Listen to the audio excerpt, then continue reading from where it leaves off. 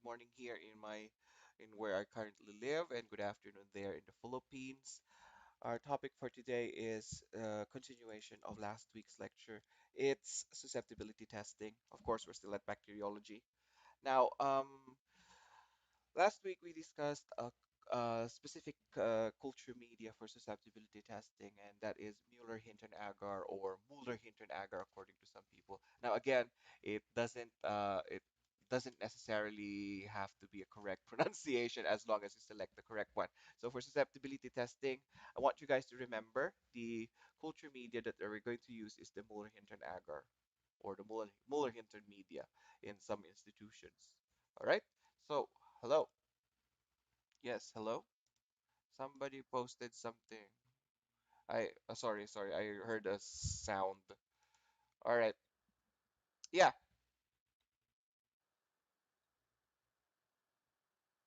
I really, really. Oh my God, I was sorry. I was live streaming a couple. Sorry. I was live streaming for. Yeah, oh my gosh, I'm so sorry. I'm so sorry. I'm gonna change that. Oh my God, sorry. I apologize for my inappropriate wait. Yeah, oh my gosh. Why did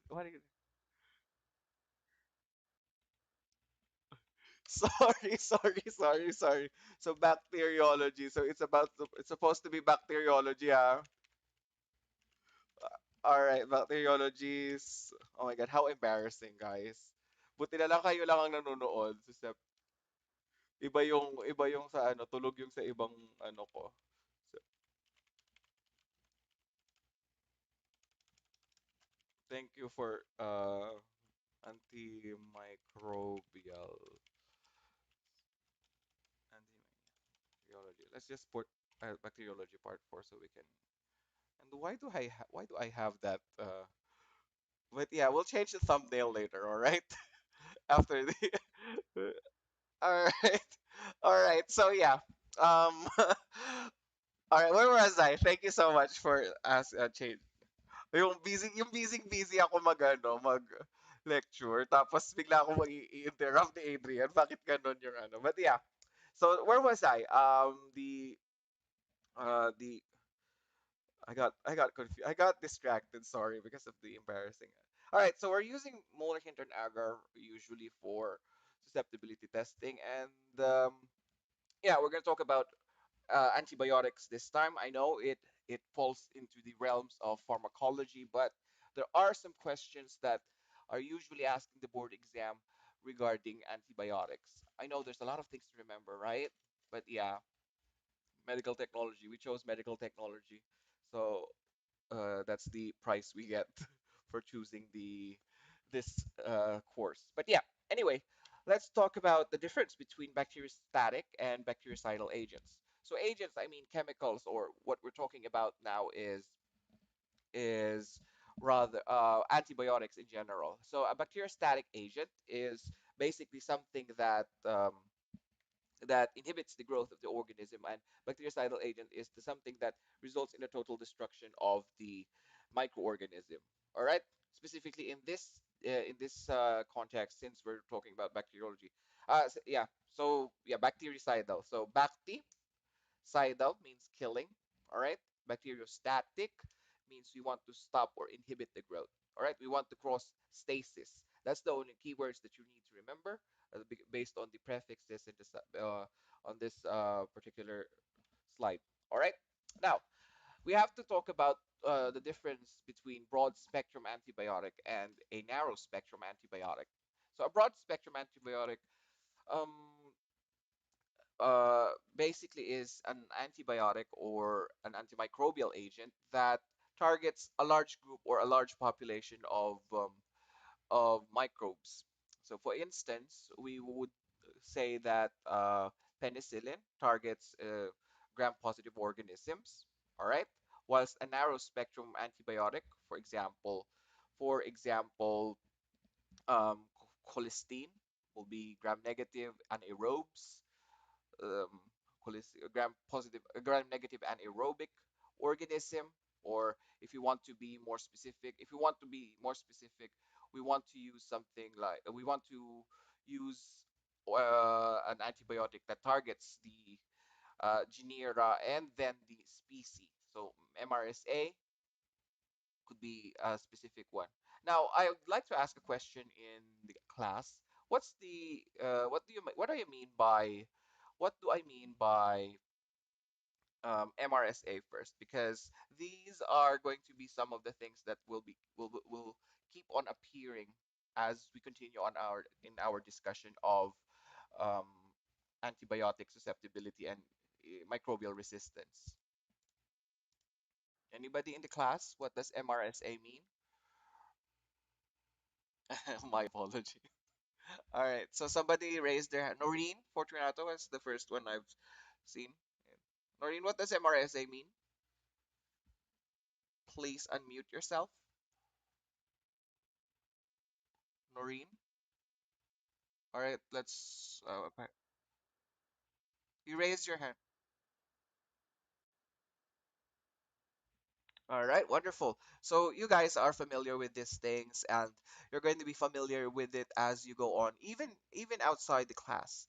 You're going to be familiar with it basically because it's one of the emerging not just one of the emerging, it's been somewhat of a pandemic in a lot of places around the world, and it's especially important in this discussion, primarily because it is one of the things that a lot of infection control practitioners, that includes you, it's not just nurses. All right, so if you go to a hospital, there's going to be a position there that position for somebody who practice infection control, and these are the organisms that they look out for. Generally, it's not just MRSA, but there's it's a plethora of organisms that you might encounter that are known as drug-resistant organisms. All right, so that's the reason why it is of uh, it is of it is of empirical importance that as you go into the practice, you just don't drink antibiotics willy-nilly.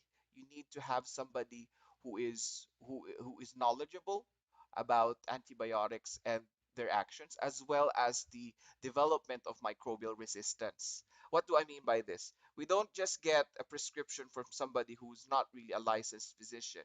We also don't get our drugs from somebody who isn't a licensed pharmacist or isn't a nationally recognized a nationally recognized uh,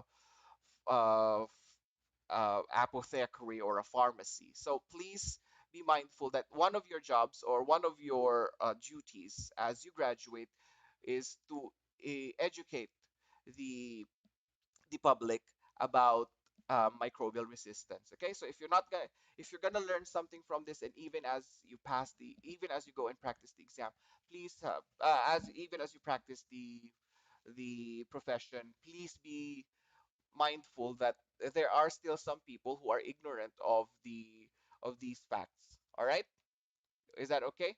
So I know kahit hindi nyo maalala halos lahat ng mali-lecture ko dito by heart, what I want you guys to take out of especially in this particular lecture is that marami pa ring tao sa Philippines yung nagmamagaling and then nagbibigay ng prescription sa mga patients, and I think that's one of the reasons why a lot of people are dying because um, narrow spectrum antibiotics is actually quite expensive, and because the Philippines is somewhat of a developing country, uh, not everybody can have access to these drugs. So please, please, please, please, if ever may marinig tayo sa social media na nagpo-post ng mga bagay-bagay na ganito, try to private message them. Don't need to fight with them in the comment section. Just try to private message them and tell them, "Hoy friend, mali yata ang mga pinagsasabi mo." Kasi based dun sa lecture ni sir, send the link to send the link to the YouTube video. Uh, you have to have a prescription because pharmacology and medicine are things that you can't just it's something that has it has something that can affect somebody's life in the long run, especially when it comes to microbial resistance. Actually, when I was a couple of years ago, a couple of years ago in my practice in the capital city of Riyadh, there was one patient who was taking antibiotics. All right, he was taking antibiotics without the prescription of a physician, and he developed a, I think, a resistance, a complete drug resistance to. He had developed the organism in his body, or the colonizers in his body has developed drug resistance, a multiple drug resistance. It was Staphylococcus aureus, and it's MRSA. But aside from that, it also became resistant to the drugs that are given to patients who have methicillin resistant Staph aureus infections. And you know what happened to the patient? He had to take experimental drugs just so he can so he can recover from the infection. And unfortunately, this patient died. Yeah, it happens. Because most of the time, people aren't educated enough, or rather, well informed about the complications that might arise if somebody is taking antibiotics without proper medical advice. So please be mindful of this one. All right. Now let's move on to, yeah, I've discussed broad spectrum and narrow spectrum. I've made a rant about people drinking people taking antibiotics without proper medical advice, and I suppose that's enough. We can move on. Wait, is the slideshow moving in your screen, or is it still in? It's still in susceptibility testing. Aha, I'm looking at the, yeah. All right. It's moving. 131. Aha, all right. So I'm gonna try and help you guys. Yeah, sorry. Buti na lang nag-rant ako ng matagal. Buti na lang. All right, there. All right. Let me try and figure this out. All right, is it okay now in the so it's 131 here, right? Is it moving? Is it moving on 131A? No. All right, so we'll just go at it. I don't know what I did last time, how I can share it like that, but yeah, let's try again like this. All right, maybe if I try it, yeah. All right, so I'll go with, uh-huh.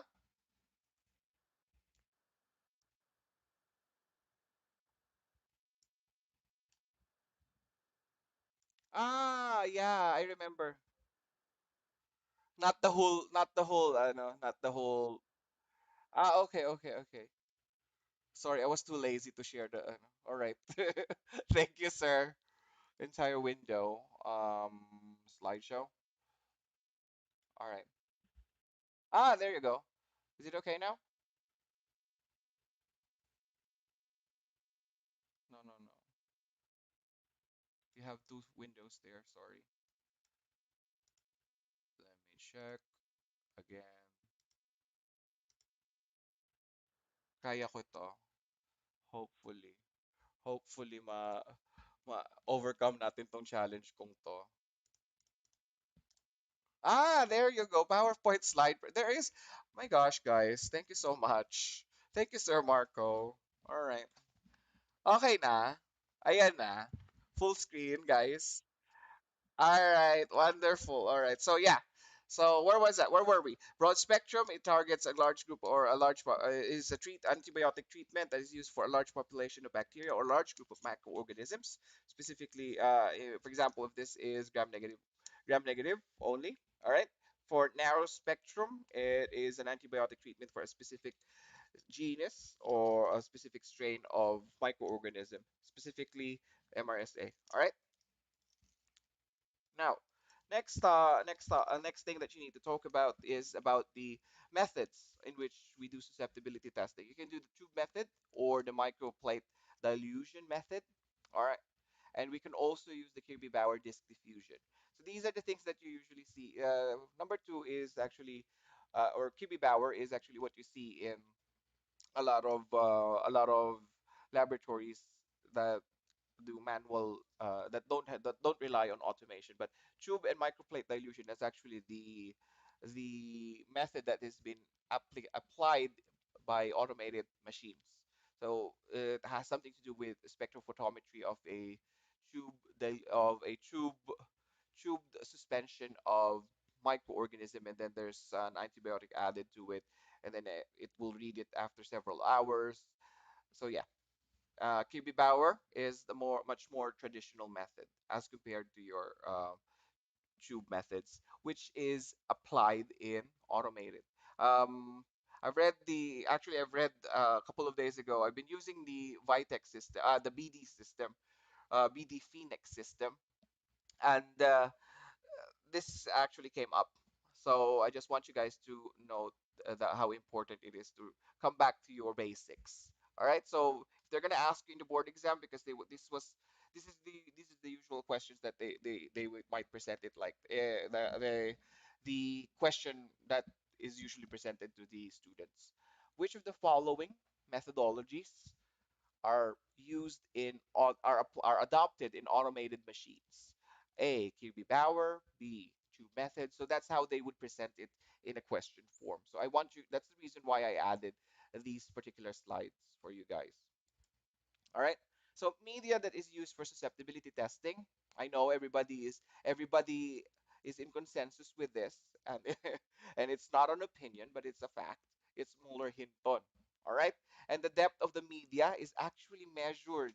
Yes, yes, guys. Yes, it's actually measured. When I was a student, I was surprised. Do we need to measure 4 millimeters? And then when I came into the practice, it's actually true. If you're gonna work in a hospital that has international accreditations, um, one of the requirements is for you guys to document whether or not the culture media that is being given to you by a specific manufacturer, shout out to BD, all right, is actually 4 millimeters before you accept the delivery. And then the pH is of course measured by either a litmus paper test, or if the laboratory you're working for is fancy or posh, they might have electrodes for that one. Unfortunately for me, in every hospital that I've worked in over the past 8 years, it has always been litmus paper. So yeah, um, I'm looking forward to the day in working in a hospital in a institution has that has a electrode based pH meter. All right. Now, when preparing an inoculum for susceptibility testing, what media is used for the initial incubation? Or what is the media? What media is the inoculum first incubated in? So we use the TSB. It was mentioned last week. What is TSB? Anybody in the chat or in the who can unmute themselves and share to us their thoughts about the meaning of TSB? What is TSB? Anybody? I'd like to ask somebody. Cesar. Cesar, what is TSB? Or somebody already asked Cesar. Never mind, Cesar. Tryptic soy broth. All right. Wonderful. Thank you, Joanna. So yeah, tryptic soy broth, or you can in some in some books it's tryptic soy broth. It doesn't matter as long as you know what it is and what it's used for. All right, and it is incubated at 2 to 5 hours, not more than 15 at 37 degrees Celsius. All right, so it's incubated at those particular conditions, 2 to 5 hours. Okay, at 37 degrees Celsius, and not more than 15 hours, or not more than 10 hours, rather, not more than 15 tuloy, not more than 10 hours. Why? We don't want to have a heavy cloud, because We want just the ideal growth for different for measuring the diameter of the of the zone of inhibition.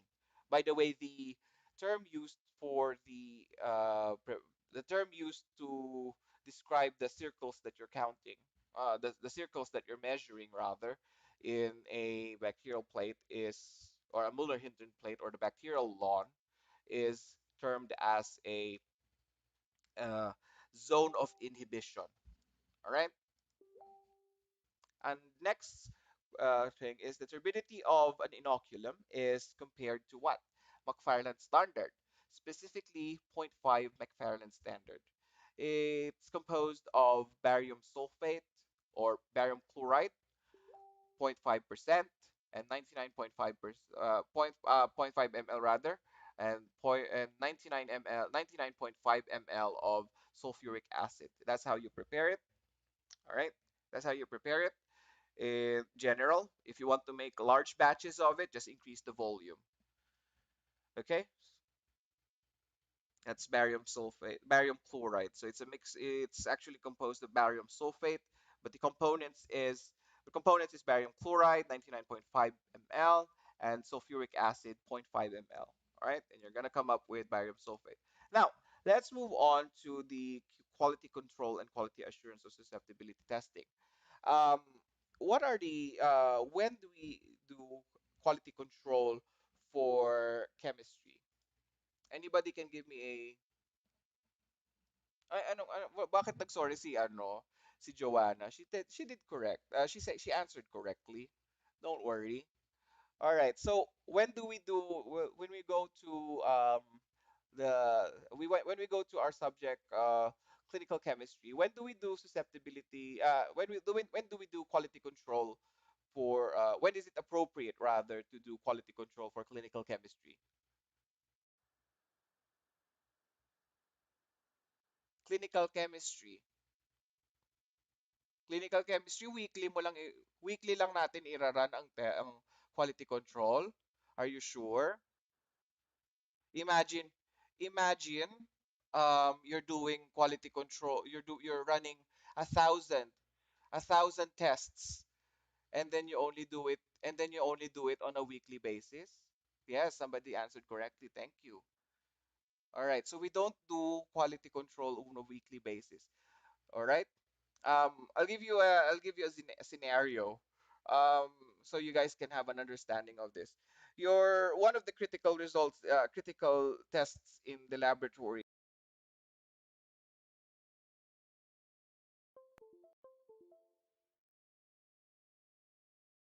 Sorry. Hello. Am I disconnected? Hello. Sorry. Can you hear me? I got a little bit disconnected. Yes, sir. All right. So you can hear me, right? All right. So a scenario is like this. We do what? So electrolytes and so potassium, which includes potassium, sodium chloride, and calcium and ionized calcium, which are critical analytes in clinical chemistry.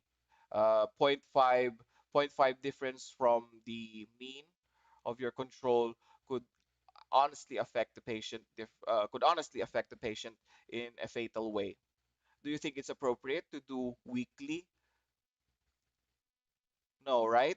It's not No. appropriate. Yeah, it's not appropriate to do that because we want to get results. We want to get as accurate as we want to get as minimal error as we want in this particular case because we want to save lives or we want to help out physicians save lives. All right.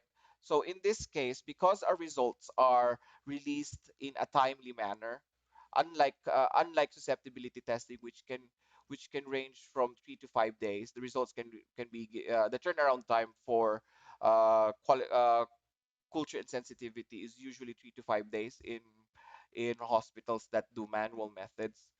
It's appropriate to do a weekly quality assurance scheme.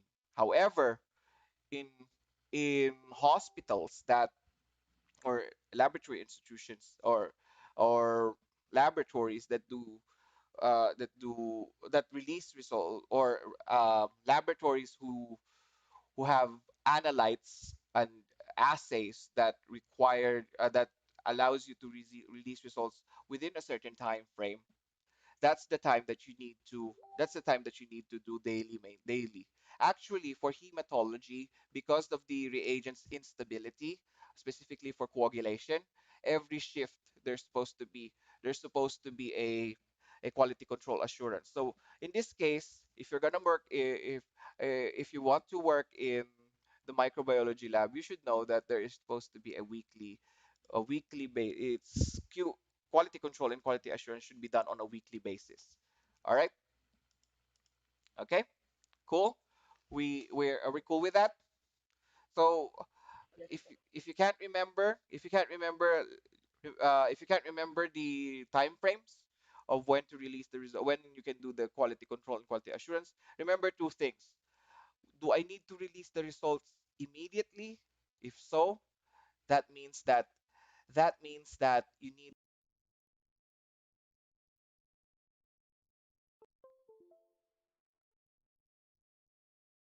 for the assay that you're performing. All right. So, those are the things that you need to take into consideration you want to, whenever you want to do quality assurance. All right. So yeah, and also that's the reason why I always wanted to work in I've always wanted to work in microbiology. Why? Because I'm a lazy person. I don't want to be pressured, guys. I don't want to be pressured into releasing results immediately. You know why? Because I know it might sound dark, but in microbiology, sometimes the patients have already died before before you can actually release the results, because it takes a very long time for it the turnaround time is a little bit longer than many of the tests that we have. And I know it sounds dark, but yeah, that's that's the benefits of working in the microbiology lab, is that your results oftentimes are superseded by the patient's expiration date. All right. So yeah. Okay, so if you're a lazy person and you want to work and you don't want to be pressured by the constraints and by the time constraints of turnaround times, I suggest you study up on microbiology and you'll try your best to get secure a job at a microbiology lab. But aside from that, if you just want to practice, if you just want to, since you guys are still beginning, you have to do a lot of trainings first. I think they're in the Philippines. Is that correct, Sir Marco? Is it still like that in the Philippines? I'm not sure.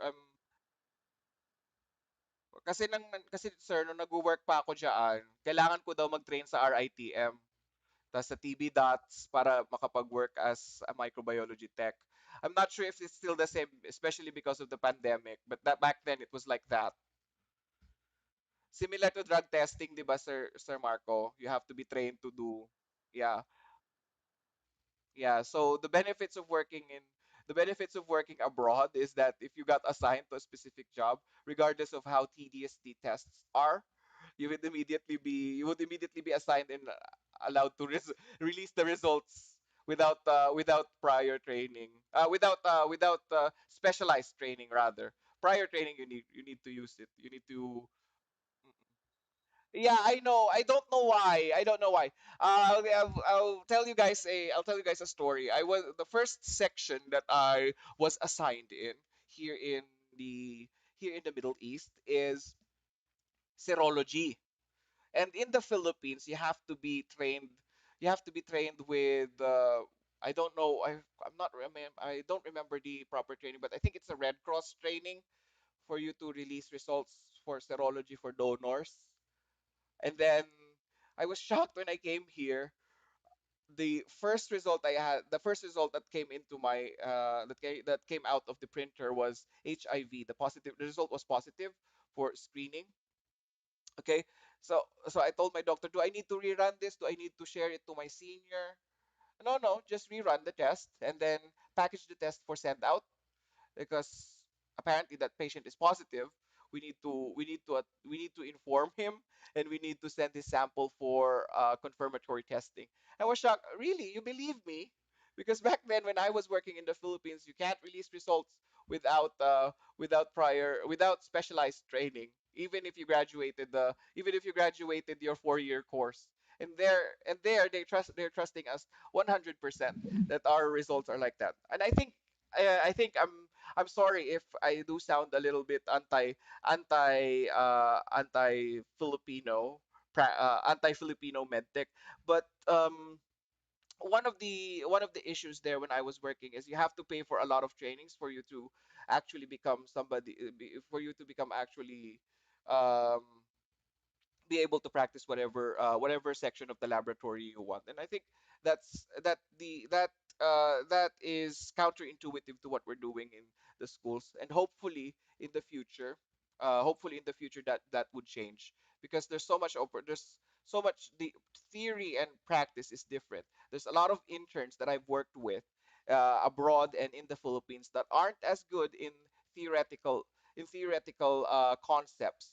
However, when you work with them in the laboratory, they are actually the best people to work with, because their diligence in the and their diligence and their work ethic is is different than that of somebody who's actually knowledgeable about theoretical principles. And that is something that I think our country needs to work on. And yeah, nag-grant na naman ako.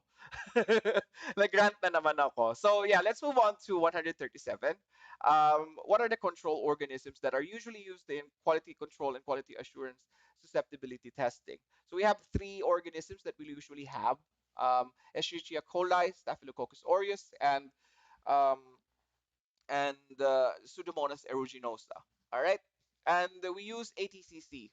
All right, when we do susceptibility testing, especially if you're working in an accredited laboratory. What do we mean by ATCC? Anybody on the chat? ATCC. This is actually one of the questions that are popping up right now, um, our board exams in the Philippines. Because back then, when I was still a student, when I was still reviewing for the board exam, we didn't have ATCC. Unfortunately for you guys, you have to remember ATCC this time. What is ATCC? Anybody in the chat? American Type Culture Collection. Thank you, Adrian. Yes, that is the um, that is the correct transcription. Very good, wonderful. And that is basically an organization that does genomic studies on microorganisms, and they share their knowledge, of course, monetary with monetary compensation, of course. And this is the organisms that we usually use. I Why are there only three? There's supposed to be six, actually, that are commonly used in the laboratory. But I'll give you guys a copy of it in my na-close din siya. I'll give you guys a copy of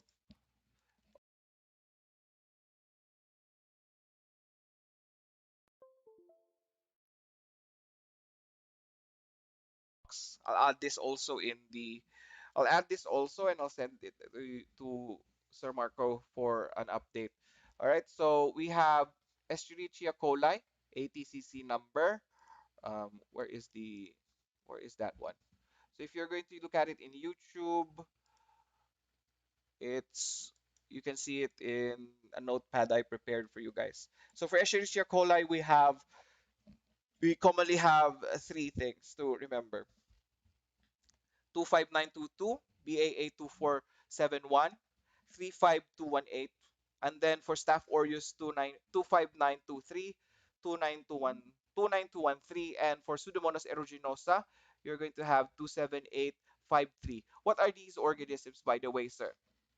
Um, these organisms are genomically sequenced organisms, and they're verified by genetic studies to confirm their identity. So remember that there are strains there because of ay sorry sorry, nawala ba? Nawala pala yung audio ko. Sorry. All right, so I'm going to share to you guys a wait. I'm just gonna copy and paste it on the screen. On the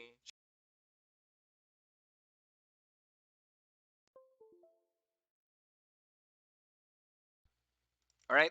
So those are the organisms that you're going to have and that you need to remember. The ATCC numbers for them. Because I remember one student of mine told me, "Sir, what's the ATCC?" And then he can't remember the numbers, but I remember because I was working in the laboratory back then. I was working in the microbiology a couple of years ago. That the most common one that we have is 25922, and for E. coli, and for Staph aureus is 25923. What are these organisms? They are they are clinical samples. These are organisms that have been genetically sequenced and have been isolated in clinical samples for these two. So we're going to ask you a question. Which of the following is a genetically sequenced or genetically verified organism that is commonly used as a clinical analog as a clinical analog for quality control, quality assurance? So please don't forget these. If you want to, if you need to remember something from the numbers that I gave you, it's the first ones. All right. The second ones are basically an analog for clinical samples for microorganisms that have been isolated in clinical samples and show antimicrobial resistance. So the first one is the basic one. So that's how we do it. And I don't want to dwell deep on this. I just want to inform you guys that if ever you encounter questions like this, at least you remember that, oh yeah, it was mentioned to us. And even if you go out in practice, you will see it in this way. And I want to show you guys what it looks like actually. They don't send you the plates. They will send you something like this. I will share the screen to you guys. Uh, in YouTube, everybody can see it, but I think in yeah. So I'll just share to you guys the appearance of what you're going to receive when we're talking about ATCC organisms. Uh, this one, and then I'm gonna share. Or how do I share it first? Google Meet. This one, stop presentation, and then I'm going to share to you guys my entire window. All right, this one, my entire window, and you're going to see this one. This is, can you guys see it? It's basically just a Google search of, all right. So can you guys see it? You see it, right? You're gonna see this one. It's basically just a bottle or a vial rather of with pellets, and you dissolve this pellet in tryptic soy broth. Um, a friend of mine who who didn't know anything about ATCC back then, or a trainee of mine who didn't know anything about ATCC, he actually used sterile forceps and then swabbed that pellet on the on that plate directly. That's the improper technique, all right? Please don't do that when you do the first initial inoculum for quality control organisms, all right? So aside from doing quality control of your reagents, you're also doing quality control for the organisms in the microbiology laboratory. It's tedious, I know, but that's how the what they call this how the standards have been developed over the years. All right. So please remember the American Type Culture Collection, guys. I'm gonna edit the this slideshow later, and then I'm gonna send an edited copy for you guys because this one was prepared, I think, way back 2009, and this wasn't updated yet. But I think that's the only change that I'm going to add to this slideshow. But yeah, what are the ions present in susceptibility testing? Well, we have magnesium and calcium. Remember last week that we talked about magnesium? The cell wall of most bacteria allow the passage of magnesium because it's important for their physiology. Okay, and what is the difference between MIC and MBC? But first, let's define the following first. Transcribe MIC first, guys? What is MIC? Anybody? MIC. Adrian.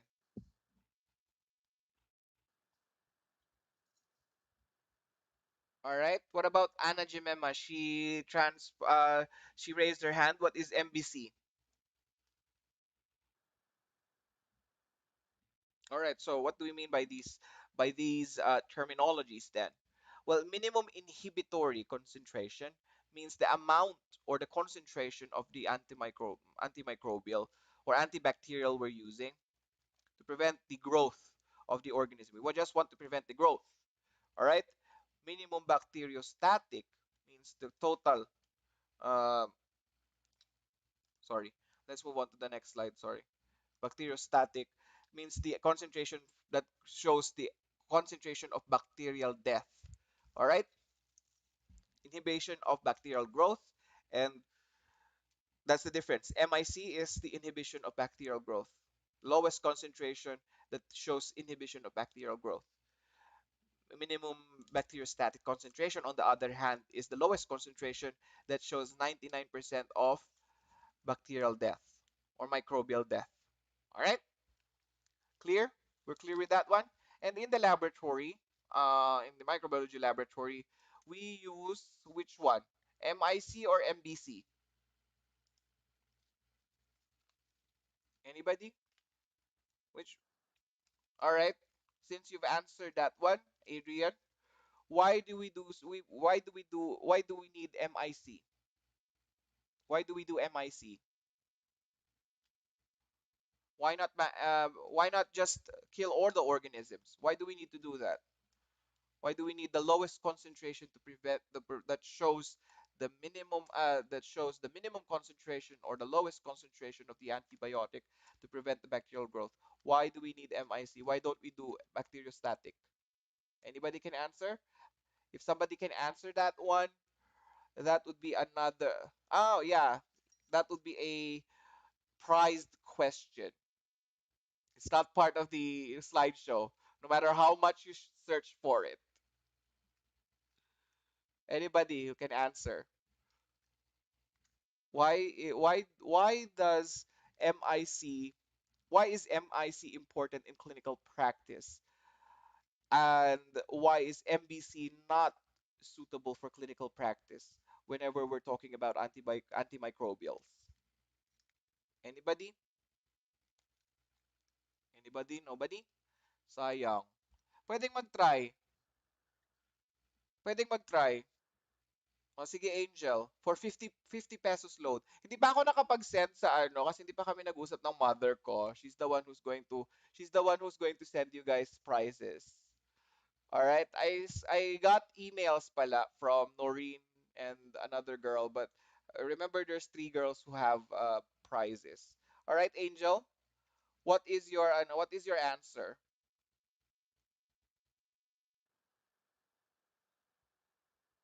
Uh-huh. The answer is a little bit vague, all right, but you can answer in Tagalog, don't worry. Charis. Sorry, unfortunately, Angel, that wasn't the answer I'm looking for, but you can try again. All right, Charis. Charis.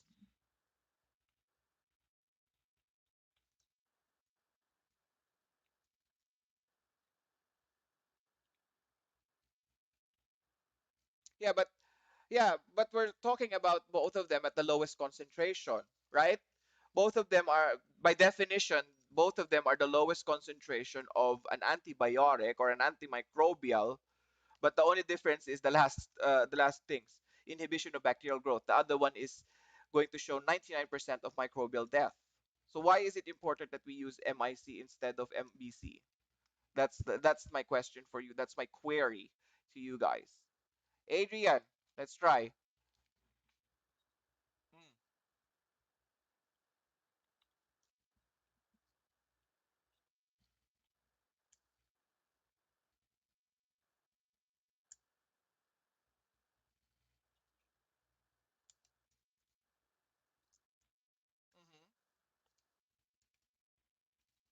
Uh-huh.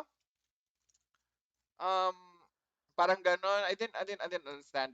Yeah, I didn't understand your answer actually. Um, I think we were talking about you're talking about identification of organisms. That's a different topic altogether. All right. Although we can use them to identify a specific genera, a specific strain rather of an organism, especially in terms of microbial resistance. We don't usually use and we don't necessarily use susceptibility testing as a means to identify the organism, except for certain conditions, which we will talk about when we talk about when we're discussing different microorganisms in general. But right now we're talking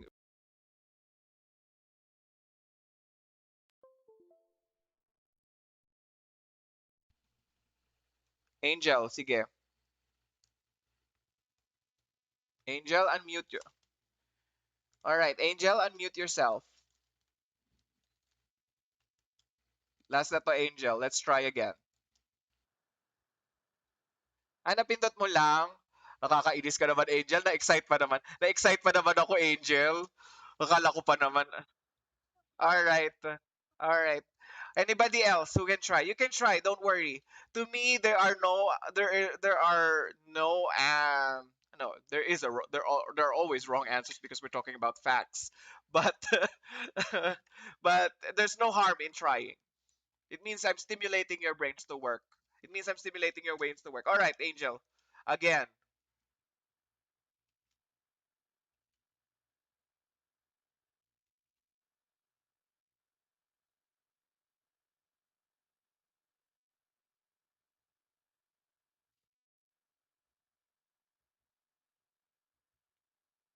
Um, you're almost there, girl. But the last part wasn't the one that the last part was the one that killed your answer. All right, siret na guys. Wala nang gusto mag-try. Sayang. For 50 pesos load, wala na. Para po alam ang degree ng gamot na ibibigay. Um, degree in what? What? BS medtech, BS nursing. I'm sorry, it was a little bit too vague for me again. The degree of concentration of the yes, we're talking about the concentration of the organ. Level po. Okay. So you meant I thought when you said degree, you were talking about the degree of the the practitioner who's practicing. Sir, kasi MBC po bacterial death po agad, no? Yeah, the definition is there with you guys, but I'm stimulating you. I'm trying to stimulate your brains to think further. Why do we need to do inhibitory concentration? Why do we need to do bacteriostatic concentration, which results in microbial death? Why? Why? Bacterial death po agad. May question mark, so you're not sure, so I will not accept unsure answers. Let's try asking Rainiel about his thoughts. Rainiel, why do we need to use MIC in the laboratory? Why not MBC?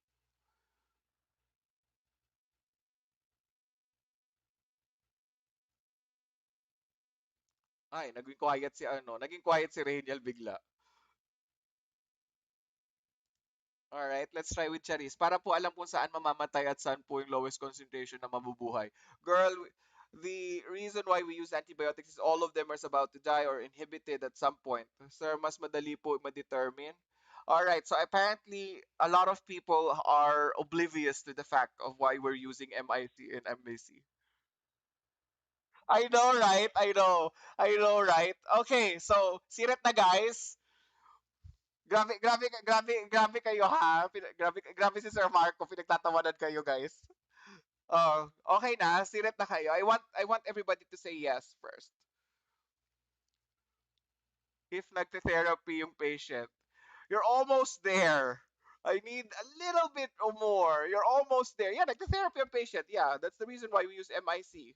But why? Anybody? Anybody? Gusto ko mag yes lahat. Before I we want to be as democratic as we want to be as democratic as we can here in my lecture. Yes na, sirat na. Sirat na kayo lahat. Sayang.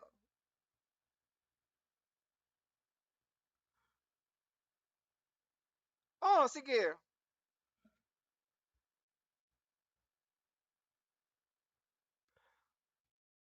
Oh. All right, tinagalog mo lang yung sinabi yung definition, but okay. So bakit nga? So what ifs? Whatever, you just said to me the definition. You just said to me the definition in Tagalog. You basically just went drug toxicity. That is another topic by itself. We're talking about we're talking about what do you call this? We're talking about antimicrobial therapies. Drug toxicity is something that you're going to talk about in clinical chemistry 3. So we're not gonna tackle that one in this discussion. Sorry, Adrian. You are a little bit correct. However, the by definition itself, it's the lowest concentration. All right. So wala na. Everybody can say yes. Everybody can say yes. Unmute yourself or type it in the chat. Sirat na kayo because we want to move on na, guys. Medyo nagugutom na ako. Alright, wala na? Sirit na kayo? Walang sumasagot. Gusto nila mag-try kasi may price siya. Yes, sir, sirit na. Taray sirit. Sirit ka na, Adrian? O sige. Um, we're comparing them between MIC and MBC. We're not talking about the effects of the drug from the to, on the organism. We're talking about why do we use it instead of MBC. Ana, sige, last na to.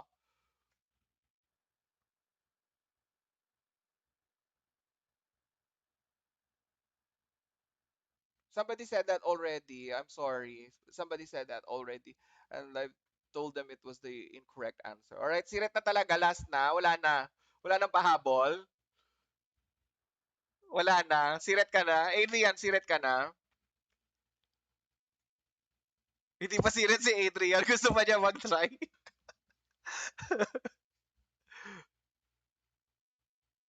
Wala na. Naka 4 minutes na tayo dito. Madami tayong time na nauubos. We have to come up with the consensus, guys. Otherwise, we will be stuck here. We won't be able to focus. Wala na. O, sige, ako na magdi-decide. Last na person na magtatanungin ko. Yung huling naghahaha. Charis. Sige, try again for the last time. Wala, Charis? Charis?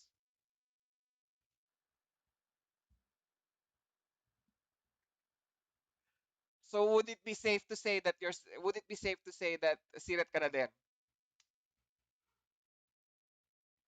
All right. Okay, so this is the difference why we use MIC. Remember that the body has normal flora, and the body way more than then destroying the normal flora can actually harm the human body. A great example of this is when you're drinking drugs for certain certain gastrointestinal disorders. We want to prevent the overgrowth of pathogenic organisms, but we don't want to kill off our normal flora. That's the reason why MIC is used in therapeutics, especially for antimicrobial therapy. All right? MBC is used when we want to develop antimicrobial agents outside the body.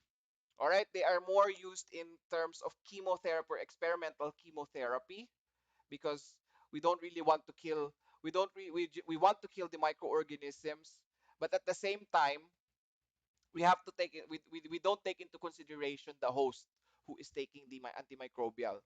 All right, that's the reason why it is the concentration of the drug that the lowest concentration of the drug that shows 99% of microbial death, and we don't take into consideration the host himself. All right. Another use of MBC is when we're developing cleaning agents or antimicrobial agents for cleaning the surfaces. All right. We want to create a field where there is 0% microorganisms, or at least almost 0% microbes. All right, so you guys get the under you guys understand the difference? Adrian, you get it na? Kapag nag kapag nagbibigay Oo, kasi kapag imagine this yeah, imagine this if I gave you a bacteriostatic agent right now and I killed off every microorganism in the human body, do you think you will function normally? Of course not, right? You need you need your gut flora to convert vitamin K, right? You to convert the vitamin K that you to convert the vitamin K in the body. And it's also the microorganisms in the skin are also responsible, are partially responsible in preventing you from getting skin infections as well. The normal flora of the vaginal tract and the oral cavity are also important in preventing you guys, are partially important in preventing the overgrowth of pathogenic microorganisms there. Although, and again, in terms of chemotherapy, chemotherapy doesn't just apply for patients who have um, who have who have cancer, all right, or malignancy na lang. They also apply for patients who have microbial infections or bacterial infections as well. All right. So that's the difference of why we use the minimum or the lowest concentration of the antibiotic to show it that shows inhibition. Why do we need to inhibit as well? Why can't we just kill the organisms? Well, because there are drugs that have this that has this capacity. However, that doesn't take into account the effects on it on the cell's host. All right, and the reason why we just want to inhibit it is because we want our immune system to help clear the microorganisms in such a way that the immune system is also capable of mounting an immune response should there be a future infections. So that's the reason why we don't want to kill all of the organisms. We just want to inhibit bacterial growth. All right, we want to inhibit bacterial growth. So some of them are still there in the body. So for example, you have salmonellosis, or let's say you have what other infections are there? You have salmonellosis, where we just want to inhibit the growth of salmonella, but not the death of other organisms around them. We want the other organisms to survive as well as the cells as well as the host cells. All right. So that's the reason why we use this. Okay, clear? Is everybody clear? Na massacre daw si Joanna. Bakit massacre, Joanna? Sobrang layo, no, Joanna? Yung mga sagot. No? Do you agree, Joanna? Haha, namatay po kasi lahat sila sa MBC. Okay. Akala ko na massacre kayong lahat dahil mali-mali yung sagot. Don't worry, I will not judge you. I'm only stimulating your brains to have to at least have a critical mind on these things, because this is something that might be important for you when you don't know the answer to a specific question in the board exam. All right. So what is needed to perform tube susceptibility testing? Well, basically, you need a microbial suspension, and of course, you need your antibiotic solution.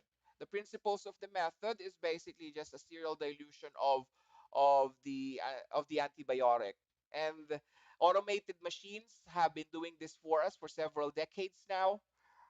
But there is still a procedure for that one. However, in my experience, reviewing people for the board exams and asking students about their experience in the board exam, there wasn't any question about serial dilution of antibiotics, and therefore I'm not going to tackle that one here in our discussion. All right. So all you need is an antibiotic suspension and bacterial suspension, antibiotic solution and a bacterial suspension. How do we make a bacterial suspension? Well, basically, you need saline solution, or a saline solution if you want to sound posh. All right, you need a saline solution, and then just get one loop full of organism and then compare it to your McFarland standard. It needs to be near the McFarland standard, which is zero point 0.5. Okay, and if it's near the McFarland standard or almost the same turbidity as the McFarland standard, that's the time you will be able to use it for tube susceptibility. Now, because this is done by automated machines right now, I want you guys to be introduced to Vitech systems and the BD systems, because in these systems, the McFarland standard, or the turbidity of the turbidity of the bacterial suspension is different. All right, based on what, whether or not something is a yeast, something is gram positive, or something is gram negative. So so if there is a question in the board exam, which of the following would most likely affect the turbidity of your suspension, that's the time that you have to answer that's the time you answer the type of organism you have, whether it's gram positive, gram negative, or a yeast. All right? Why? Because each of these organisms, when they are suspended, they will produce a different reading in the densitometer. For this is for automation. We'll talk about automation in probably the last presentation. But for now, I'm just teaching you the principles of tube susceptibility testing. All right. So the principle of this one is basically serial dilution. All right. Okay. So now let's move on to disk diffusion methods. Now in this diffusion methods, you have sorry, my ears got a little bit got a little bit itchy. All right. After placing the antibiotic disc in Mueller-Hinton agar, how long is the diffusion allowed before incubation begins? All right. So you need to diffuse it for about 2 to 5 minutes, and then you don't allow the diffusion to exceed more than 15 minutes. Why? Because uh, there might be false readings. Okay, and general five actions of antibiotics. Anybody in the chat? I want everybody to wake up today. Anybody in the chat? Actions of antibiotics. Five actions of antibiotics. Anybody? You can do advanced reading. You can Google search. Do whatever you want. I'll call people one by one. Um, let's start with the last person. Winona Leonor. Winona. Give me one general action of an antibiotic. Winona, are you there? All right, Winona is not there. Let's move on to the second last person, Ronaliza. Give me one action of an antibiotic. Oh, cell wall function. What? Inhibits the cell wall function, or it promotes the cell wall function?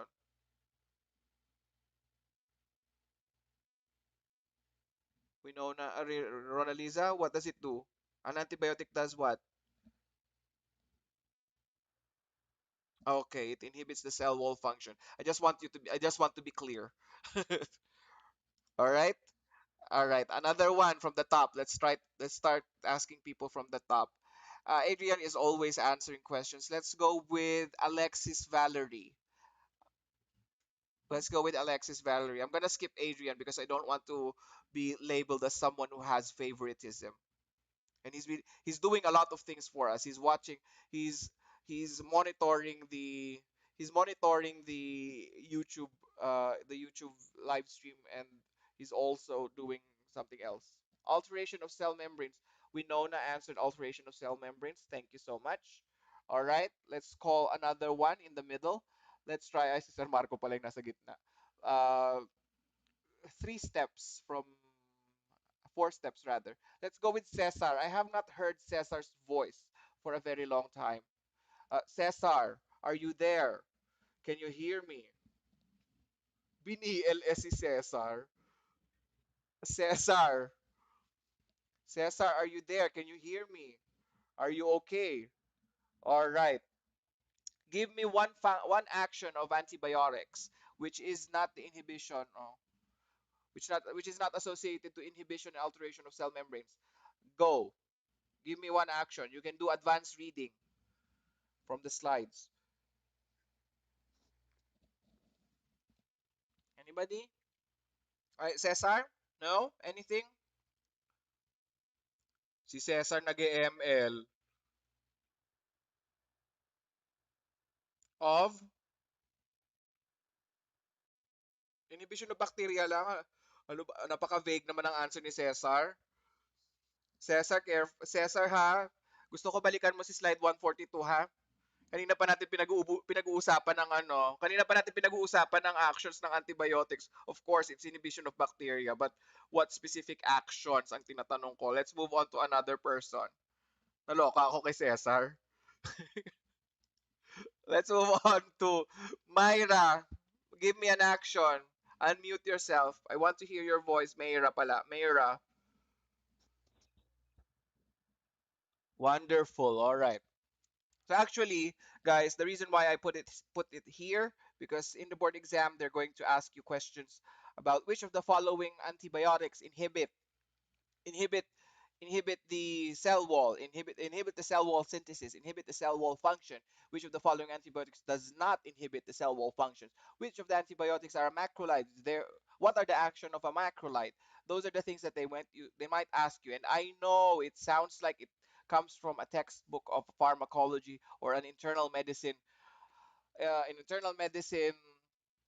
lecture. However, as I've told you before, time and time again, the examiners for the medical technology board exam don't know the difference between our jobs from other professions. So they seem to have no fine line between medical technology and pharmacology or medicine. So unfortunately, you have to be able to understand. You have to be able to remember these five actions of antibiotics as well as the antibiotics that does these actions. So the inhibition of what? Cell wall synthesis, protein synthesis, nucleic acid synthesis. It's a bit of a tongue twister. Sorry. Folic acid pathway. It prevents the folic acid pathway and cell wall function. All right. So those are the things that antibiotics generally act upon. But again, there are some experimental drugs which we will not tackle here because this is a master because that will be tackled on master classes on your postgraduate studies. All right. So we're gonna go with the basics first, and of course, the basics are the ones that will be questioned in that will be examined of you in the board exam. So let's try and remember the antibiotics in general. All right, the antibiotics in general that inhibits the cell wall synthesis. So we have beta lactams and glycopeptides. Under beta lactams, you will have generic names. So any beta lactams that you will remember will be the cephalosporins, okay, carbapenems, penicillin. Do I still remember all six of them? Augmentin and monobactams. I still remember them without looking at the next slide. The next one is glycopeptides. Under glycopeptides, you will have vancomycin. All right. So let's see if my answers are correct. All right. So cephalosporin, carbapenems, penicillin, monobactams, and augmentin, or what we call the beta-lactam combination. All right. So cephalosporins, any antimicrobial that you hear that starts with cefepime, cefexime, cefotaxime, ceftriaxone. Those are cephalosporins. All right. What about carbapenems? Carbapenems, imapinem, meropenem. See the names. And then penicillin, you have to remember them one by one. Penicillin is basically just penicillin in the penicillin in the microbiology lab. We usually test oxacillin resistant, which is basically another generation of penicillins. All right. So do I need to remember this in clinical practice? Of course. Yes. Actually, before I got the position of the head of the microbiology lab in my first hospital, head of the microbiology section in my first job, the doctor actually asked me enumerate the beta lactams, enumerate the glycopeptides, enumerate this, and that. So yeah, so you guys have to remember this, unfortunately. So yeah, before I became that one, but that was such a long time before, that such a long time ago, and we don't want to talk about that because I have sad memories of my first workplace there in here in Saudi Arabia. But yeah, anyway, medyo nasaktan kasi ang lola nyo doon. All right. Okay, so vancomycin is considered as the first line of antibiotics for what microorganisms? Vancomycin is used for Clostridium difficile and MRSA. Really, sir? Bakit ka agad vancomycin? Actually kasi when we have a gram-positive organism, the first line of antibiotics that we're going to test them on is actually cephalosporins, certain cephalosporins and penicillins. And then if they're resistant to that one, we go on to vancomycin based on CLSI methods, based on CLSI standards. What is CLSI? Clinical Laboratory Standards International with an E, international. All right? So vancomycin is the second one. So sir, paano kung pwede din bang maging resistant si MRSA sa vancomycin? Well, that's a question that I'm going to ask you. Um, let's try with somebody from Noreen. I haven't heard your voice for such a long time. It's almost an hour. All right. So medyo inaantok si Noreen. Noreen, Noreen, is it possible for because it's the first line of defense for MRSA, is it possible for Staph aureus or specifically methicillin resistant Staph aureus to be resistant to vancomycin as well? All right.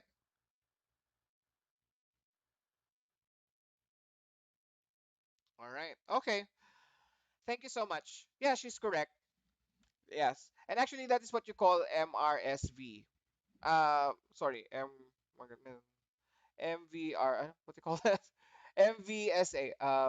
Methicillin dash vancomycin resistant Staph aureus, or in if we started with if we started to check first for vancomycin, we have what you call VRSA as well, which is another variant of, or another strain of Staph aureus. Strain. Now we're talking about strains. Don't talk about species. Species is different. Strains are different. All right. So yes, you can have vancomycin resistance, and it has to be reported to your infection control practitioner as well. All right. Okay. So examples of antibiotics that inhibit the protein synthesis. There's actually four. All right. That's why I wrote it four. Let me try to remember. Tetracyclines, aminoglycosides, macrolides. Under them we have yeah, and then chloramphenicol. And then the reason why I add the gene subunit is because this was a question that was encountered several times in the BOC or the ASCP question bank. All right.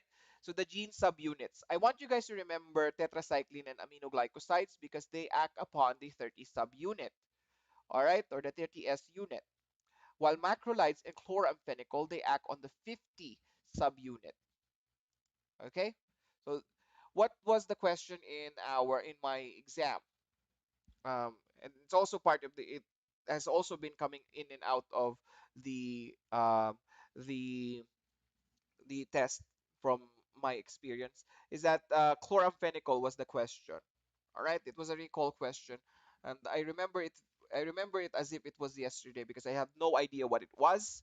So I told myself when I'm going to take the exam again, whenever I'm going to have a chance to share this knowledge, I'm always going to share chloramphenicol acts on the 50S subunit, and then they might re-alter the question again. Which of the following antibiotics does not inhibit protein synthesis? They might ask you a question, and they might give you choices like aminoglycosides, tetracycline, macrolides, and then they will put in vancomycin at the end. So yeah, please be mindful of that one, how they might ask you these kinds of questions, and the reason why I always put my lectures on a question form is that I want the students to have at least a little feel of how they're going to get um, asked these questions. All right.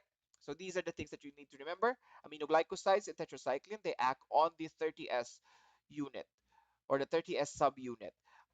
Macrolides and chloramphenicol, they act on the 50S subunit. Please highlight this if you must. Chloramphenicol is always the one that they usually ask in the exams. All right, I think there was also one in Apollon, if I'm not mistaken. Are you guys familiar with Apollon? Apollon is a collection of questions from certain people from a lot from um Apollon is basically like they call it the medtech board's leakage. And yeah, but the questions are oftentimes repeated. So yeah, I think Apollon would most probably be consider. I don't think I would consider it as a leakage because you still have to answer the questions there. All right. So yeah, if you don't have Apollon, um, there are a lot of internet resources that give it to you guys. So don't worry, just Google search it and then you will have these things because in the Philippine board exam, majority of the questions for microbiology is actually seen in Apollon. I can attest to this, and my classmates and even my students from before, they have always said that, sir, yes, a lot of the questions from Apollon was found in my microbiology questions. Yeah, so they recycle it. But I don't know now because I've been out of the country for such a long time, and maybe the examiners have changed or the board of examiners have changed. All right. So let's talk about the generic names that are under the tetracyclines. So tetracyclines, you have doxycycline, of course, tetracycline. All right. Aminoglycosides, we have gentamicin, tobramycin, and amikacin. And then for macrolides, please don't forget about erythromycin and clindamycin. All right, because for clindamycin, you need to do the test to determine clindamycin resistance.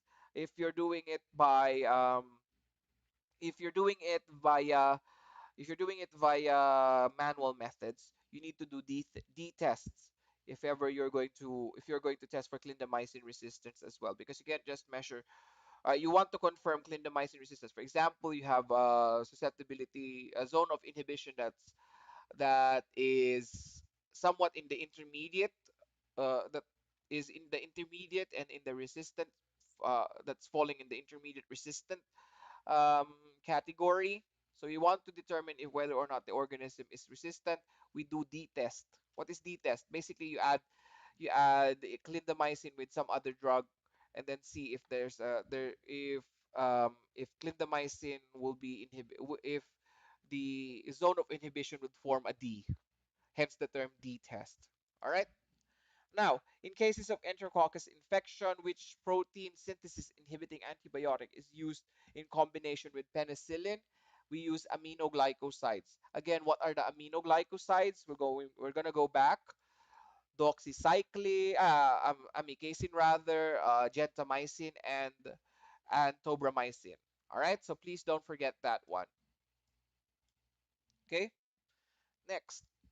Side effects of tetracycline in children are evident in what organs?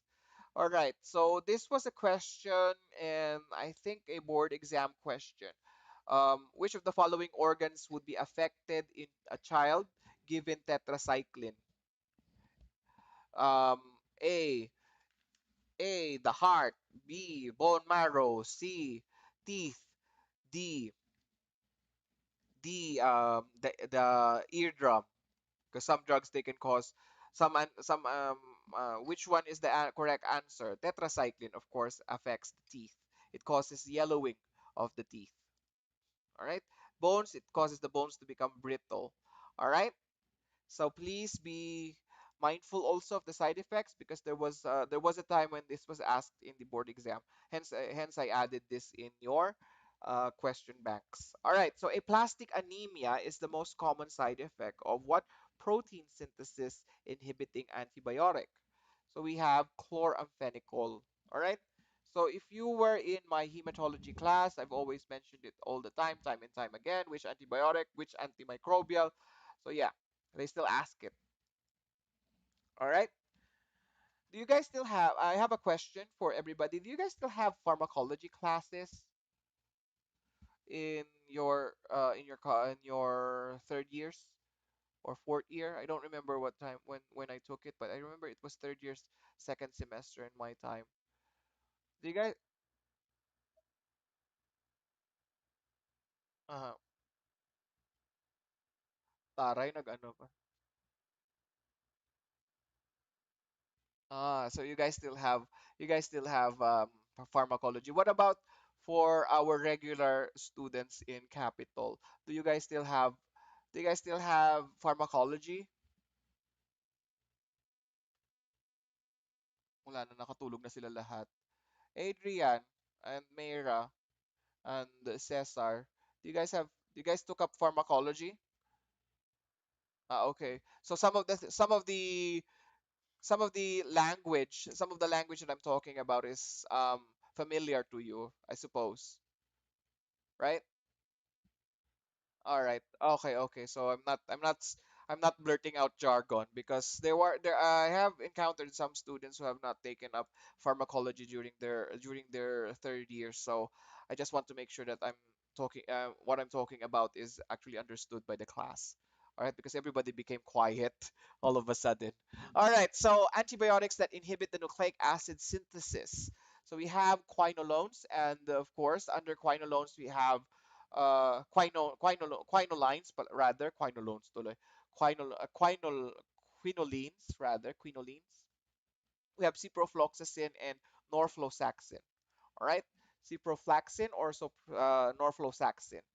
Ciprofloxacin in some, we're using the generic terms. And this is recommended for Pseudomonas aeruginosa and other obligate aerobes. All right, specifically we want to check it for Pseudomonas aeruginosa for resistance. All right, next we're going to talk about examples of antibiotic that inhibit the folic acid pathway. So these are basically your sulfatides. All right, any sulfa drug that you remember, it is a sulfatide. All right, and one of them is of course sulfomethoxazole.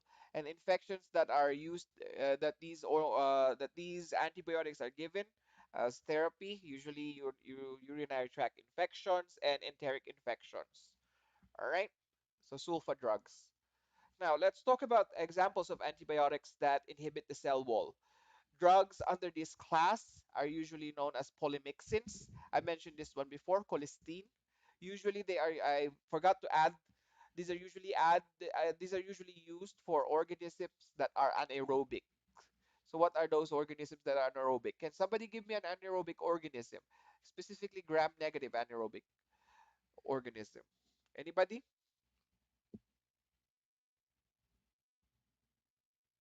Anaerobe.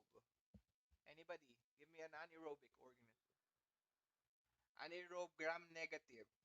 I gave you guys an example of those one. Actinomyces. All right. Another one.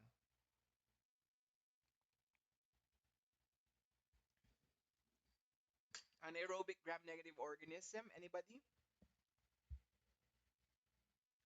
Last week, may sinabi si Adrian yung pang-advance na.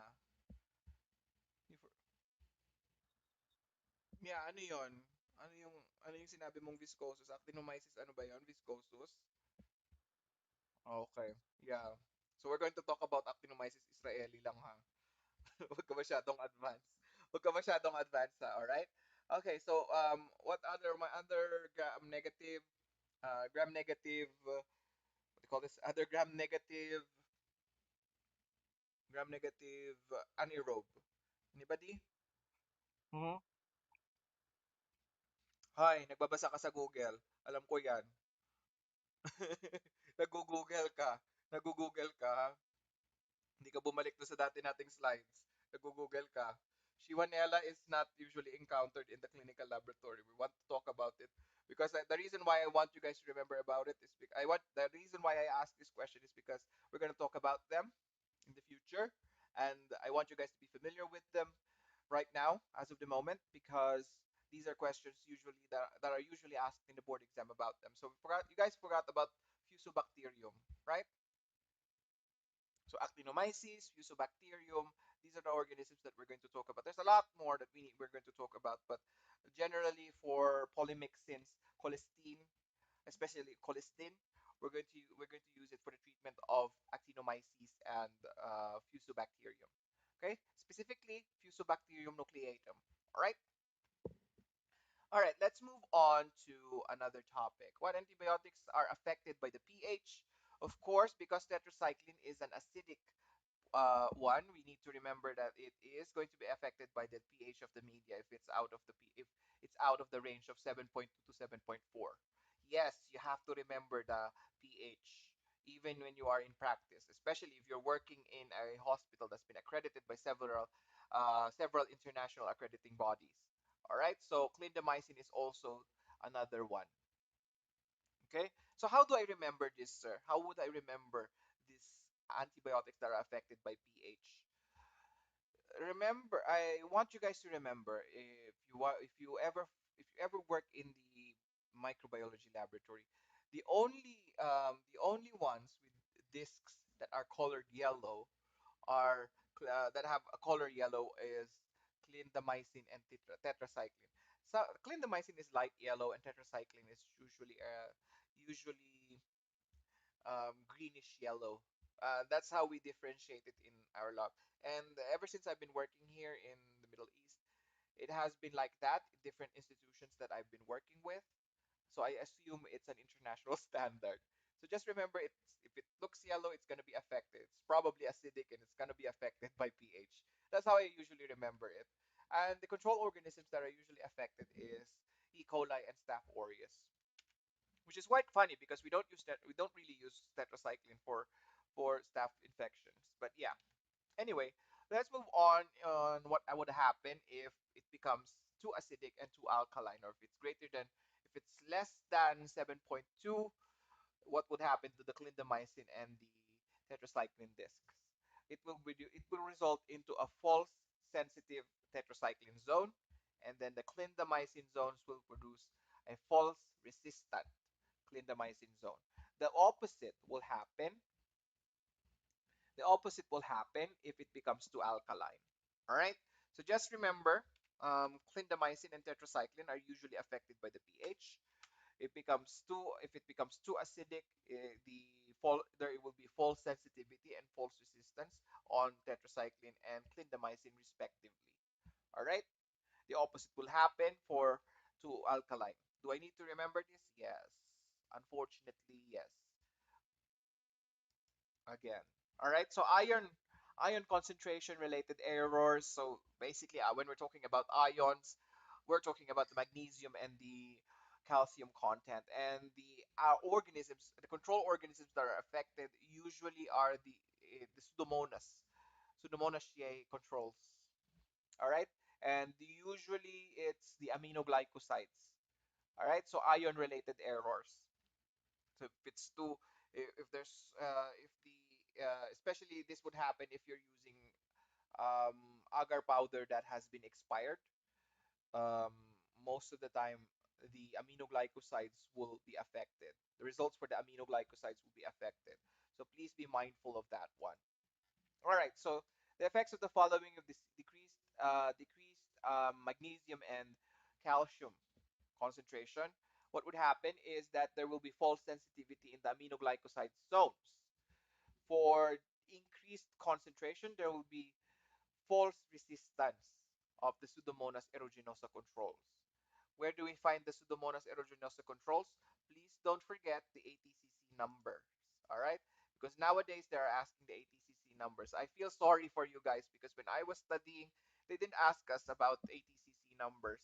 So I think it's becoming a trend right now because of the prevalence of or the availability of genomic studies all over the world that they're trying to advance our understanding of bacterial genetics.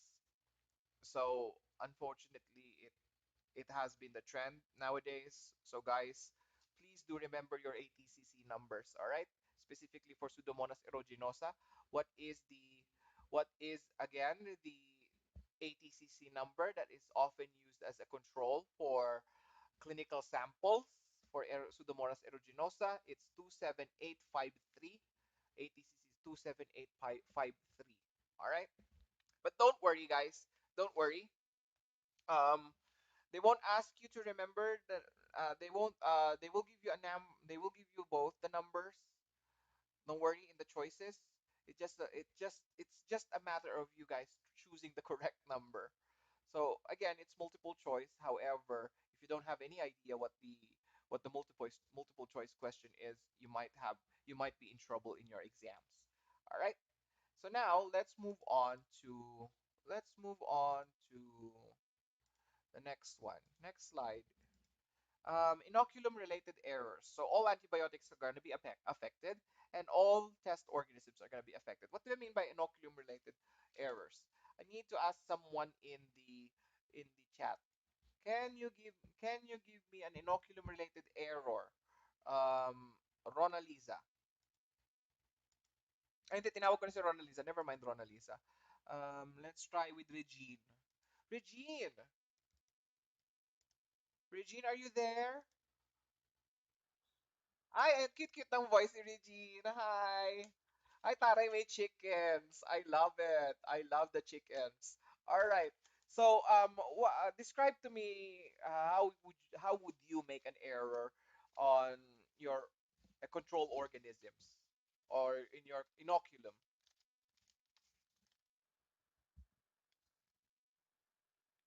How would you make an inoculum related error in the laboratory when you're making your bacterial suspension?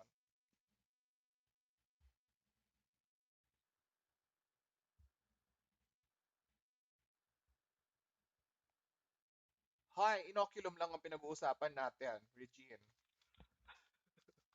Regine, inoculum lang. Wala pa tayong antibiotic. Yung ipapahid pa lang yung gagamitin natin. Regine, ha? Alright. Medyo natutulog si Regine. Alright, let's move on to another person. Let's go with Anna Gemema. Anna Gemema.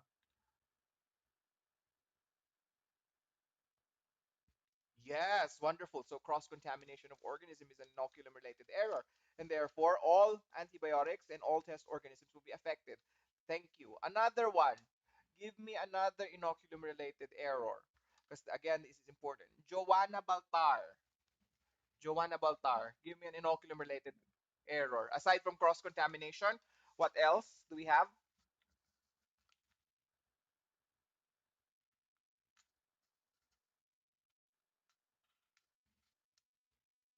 And this is affected by what?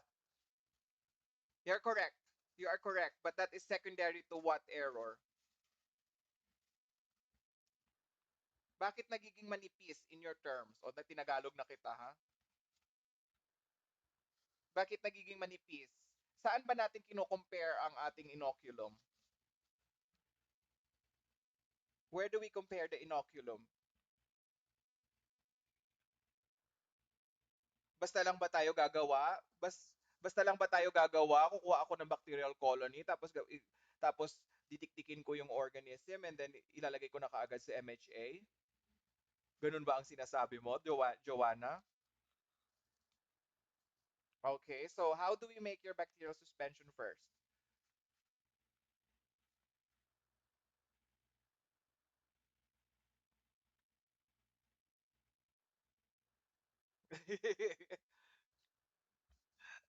Don't worry.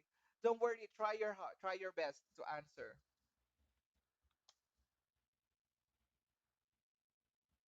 Yeah, but what is the requirement? What is the requirement? Kita mo lalo tayong lumalayo, girl, lalo tayong lumalayo sa ating topic. Ha? Ikaw talaga, girl, ha. Nagpapatawa ka, girl. All right, thank you so much for trying your hardest. Somebody raise their hand. Unmute yourself because I wasn't able to see.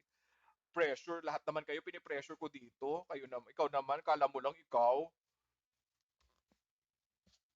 Sino pa? May nagtaas ng kamay. Nahiya po ako, sir. Nahiya, group. Diyos ko, ilang beses na tayo. 16 lang tayo dito. Buti nga kayo. 16 lang kayo. Dun sa kabila, 87 ata yung ano ko, estudyante ko, yun ang mas mas nakakahiya. Namawis ka, girl. Alright, nagtagalog na tayo. Alright. Who else can answer? Unmute yourself. I didn't see the name, sadly. Um, inoculum related error associated to temperature. Yeah, in a way, but some in some machines they would detect the resistance. Yeah. No, it's not part of a primer. It's not part of the inoculum related errors, unfortunately, but the uh that's inherent to the environmental factors rather. Sabaw daw, sabaw daw po medtech. Sir, pag sabaw po, paano daw? Sir, pag sabaw daw po medtech. Yeah, that's actually a good analogy. All right? Okay, so where do you compare your basta na lang ba tatagalogin ko na kasi baka masyadong maarte or masyadong posh eh. Ang arte ko kasi minsan magsalita sa English. All right? Kukuha ka ng kukuha ka ng ang hirap kasi nahirapan ako magtagalog talaga, guys. um Kukuha ka sa test tube, ilalagay mo 'di ba si bacterial suspension, bacterial inoculum mo 'di ba? No, that is inherent to the agar. That's an error related to the agar, Alexis. But that's an error related to the agar. But the question was inoculum. The inoculum itself has a problem.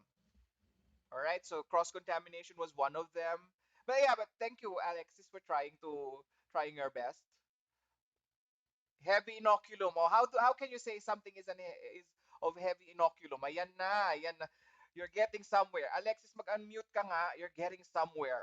I'm interested in what are you about to say? What you're about to say. Pag di po na heavy inoculum, kanina pinag-usapan natin siya. Actually, I actually gave you guys the complete formula of this particular solution. You compare it with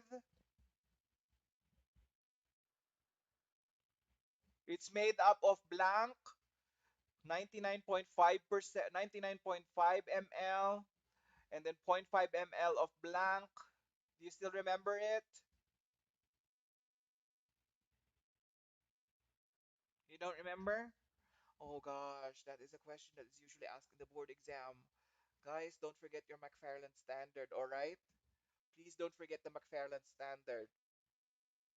Zero point 0.5 McFarland standard, which is made up of 99.5 ml of barium chloride plus 0.5 ml of sulfuric acid. The final product is barium sulfate. All right? All right? Next time next time next week hahanapin kita, Alexis, ha. I will ask you the same question. All right? So the heavy inoculum is actually if you're going to use a densitometer or a spectrophotometer, if you're going to use a colored specimen, or if your methodology uses colored specimens, you need to compare it with the McFarland standard, and it has to be somewhat near to the McFarland standard. Otherwise, it would be either too thin, the inoculum would be either too too much, or as Alexis have said, the inoculum is too heavy in vague terms, or it could be insufficient enough to make a complete bacterial lawn. So always don't forget when you're doing Kirby Bauer or plate dilution, you always have to compare it with what? Again, Rainiel, kung nakikinig ka. Ay, wala na si Rainiel. Naglaro na ng Genshin Impact. Alright, Adrian na lang ulit. Adrian. Wala na din si Adrian. Kumain na yata si Adrian. But anyway, this is a recorded video, so whatevs. Always compare it with the McFarland standard. Ang quiet na ng lahat. Pwede na ba tayong mag-break, guys? Okay, wala ding sumagot, so hindi pa. Let's continue. All right. So what are the possible inoculum-related errors? Heavy inoculum, agar is too thin, nutrient poor agar. So yeah, okay. So inoculum-associated errors, if there is false resistance to test organisms, there is inoculum. There is the thick agar and heavy inoculum. Yes, we've said it already. We mentioned it already. Antibiotics affected by long-standing control organisms, as usually methicillin. All right. What are the common examples of conditions associated with these errors? Usually, it will have a decreased methicillin control zones and indeterminate inhibition zones of inhibition. What do I mean by indeterminate? Because of the long standing of the organism in room temperature or whatever temperature there is, some of them the distribution of the organisms in the suspension is altered, and therefore there will be indeterminate zones. All right. Okay, so you guys still follow? All right. What is the error associated with when there is a decreasing zone of methicillin resistance controls? There would be a degradation of the methicillin disc itself. Uh, Example of this is either exposure to the sunlight, exposure to the environment, or most commonly, expiration. And how do we combat this? And the refrigeration. Why is refrigeration important? Because your antibiotic discs should be frozen. It should be kept at a frozen temperature. It will only be kept at a refrigeration once you open the packet, because that means you're going to use it for continuous amounts of time. But for long-term storage, it has to be kept at frozen temperatures. All right? Why? Because when there is moisture, it will affect the antibiotic discs. All right? Indeterminate methicillin control zones are caused by beta-lactamase producing strains. All right? Or of Staph aureus. So if it's long standing and it has been sitting there for a very long time, have it might have an effect on the beta lactams. It might cause the organisms to mutate. All right. So what are the causes of colonial growth of the zones of inhibition? There's what you call mixed cultures or mutant strain contamination. All right. So mixed cultures, for example, it's very common in urine cultures. We have normal vaginal flora or normal genital flora that can be mixed with urine. So the best way to correct your urine is through what method? Analysis of urine and bodily fluids. Analysis of urine and bodily fluid. Wonderful. Why do we need to collect the middle stream? Because that is the cleanest, right? It's the cleanest. Thank you, Noreen, for answering. Wonderful. Okay. So can we continue? Yes, of course we can continue. What do we mean by mutant strains? Well, basically, as I mentioned before, in this particular slide, um, where is it? This one, indeterminate zones. The organisms have been the organisms have actually mutated to a certain extent, and some of them have developed resistance already. So we want to prevent the reason why we want to the reason why it causes colonial zones of inhibition is because some some of the colony forming units are actually or the CFU are actually becoming resistant, and therefore they would grow on the zone of inhibition because they're not affected. So, in layman's terms, pakialam ko, hindi na ako affected sa penicillin. Gaganon na si Staph aureus, di ba? Parang ganon, tutubo pa rin ako. Ganon yung ginagawa ng mga mutant na yan, mga mutant strains ng organisms. All right? So what antibiotic zone is affected by zone-to-zone phenomenon? What is zone-to-zone phenomenon? Basically, antibiotics that are affected is usually ampicillin. This is caused by beta-lactamase producing Staph aureus or beta proteus contamination and beta-lactamase negative Staph aureus contamination and Haemophilus influenza. What do I mean by that one? Well, I'm going to make a shape, and I'll try to share with you guys paint first. Okay, I'm gonna end the presentation for now. All right, so we're at 164A, and I want to discuss to you guys what is zone to zone. All right. zone to zone in, wait, stop presentation. And I'm going to show you in Paint what the zone to zone look like. Paint.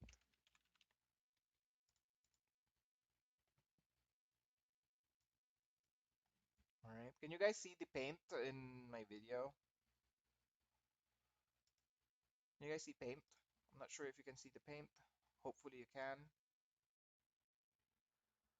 You can't see paint? Ay, hindi ko pa kasi na-click. Sorry. Sorry. Ayan. Okay na. Sharing it to you right now.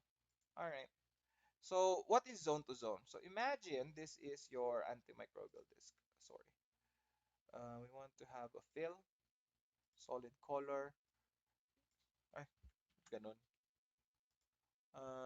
Circle, small circle, fill. So this one is your antibiotic disk. You guys can see, right? So antibiotic disk is that one. Medyo hindi siya circle. Sorry, ano ako, very, ayan. Lakihan natin. All right, so this is your antibiotic disk. Put a fill on it. This is your Mueller-Hinton agar, kumbaga. Ay, parang baliktad. All right. So unahin ko pala muna si si agar. Okay. So ito kunyari si agar. All right. And then you're going to have your disk inside. So imagine for this case we just want to talk about a specific one. Ampicillin. We're going to talk about ampicillin here. Okay, so that's ampicillin. It's not red in practice, huh? It's not black in practice. It's actually white. So your target organism is supposed to be an organism like that. And what would happen is this is going to be the zone of inhibition that you're going to expect. All right. So we're going to color it blue because that's the first zone of it. Imagine the white area is the, or we're going to call it green. We're going to color it green for your yan. So bacterial lawn, kumbaga. So the green areas are the areas where the bacteria has grown evenly. All right. So the green area is where the area where of the bacteria has grown evenly. Hence the term bacterial lawn. All right. So the next thing that we're going to talk about is the inhibition. The zone of inhibition is colored in as yellow or what? Yellow.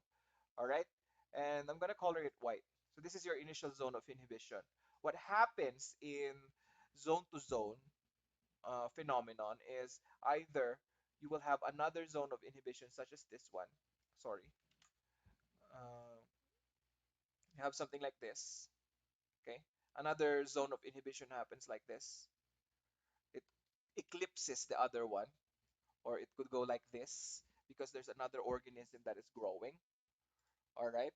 Or strangely enough, something like this. So there's two zones of inhibition inside. So it's indeterminate. Why do I say it's indeterminate? Because you can see a demarcation line.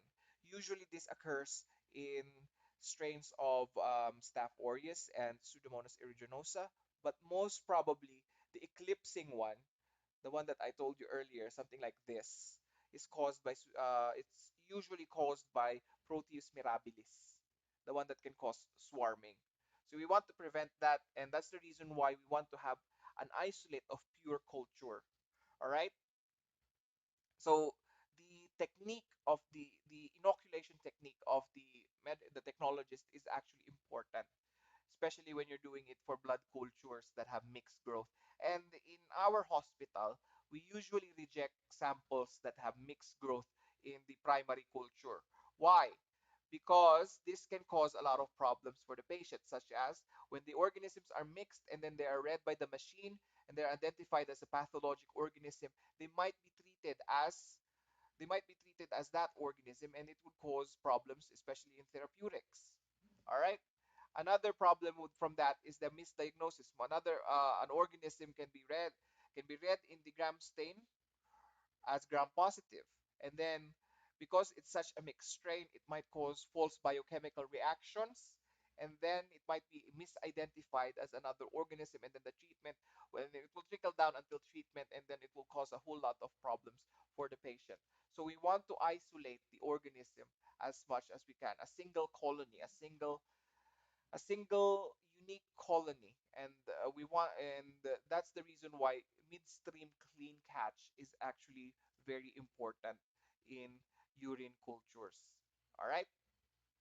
Okay, so that's what we call zone to zone phenomenon. And let's move on to the next couple of slides before I go to break, because I still have 3 minutes before I go on break. Is it okay if I have a 30-minute break, guys? Is it okay? Okay, wonderful. Because I think you guys are going hungry as well. Merienda time na there in the Philippines. Is that correct? Right?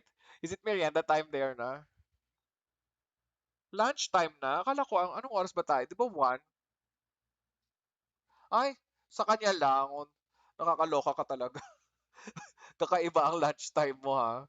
Alright, so nag-intermittent fasting siya. Anyway, guys, what is the term used for serum bactericidal test? What is the test rather? Because again, I created this one when I was still when I was still young, probably 10 years ago.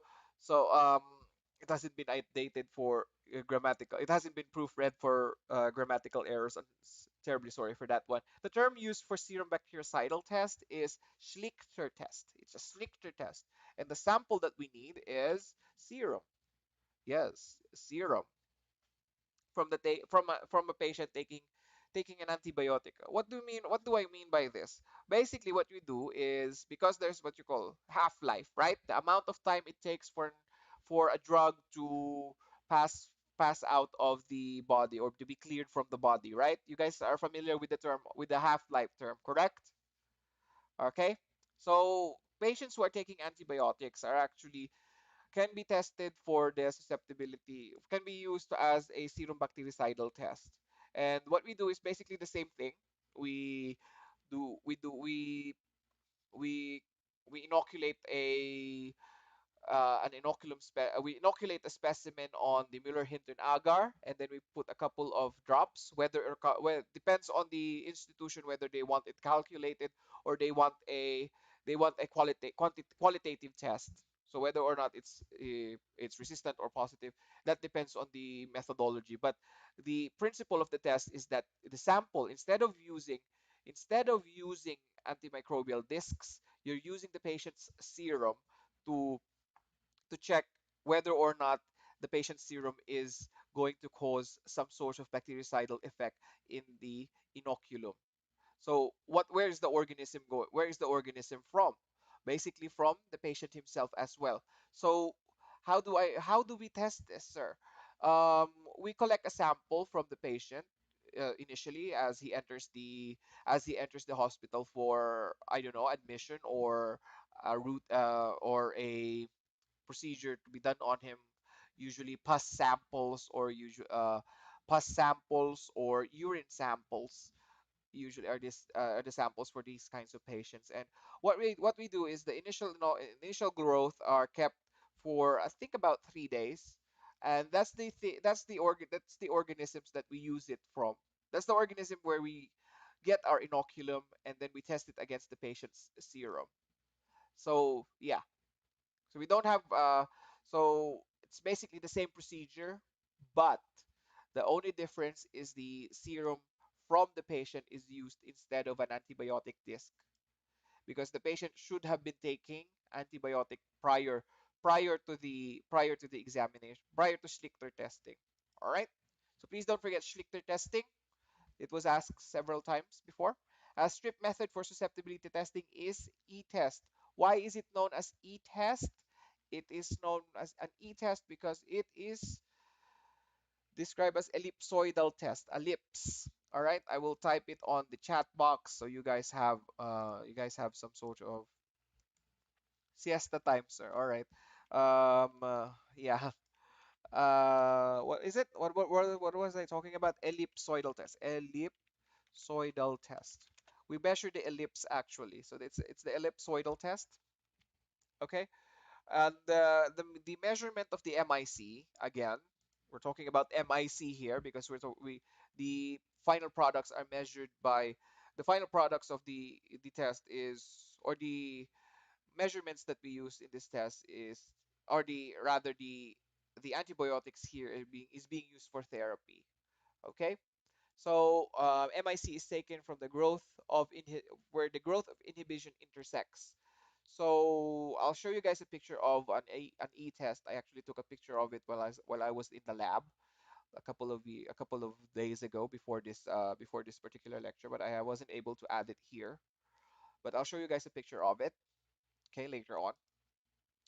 Automated approach in susceptibility testing. The most common is Vitec. Actually, the pioneering one is Vitec.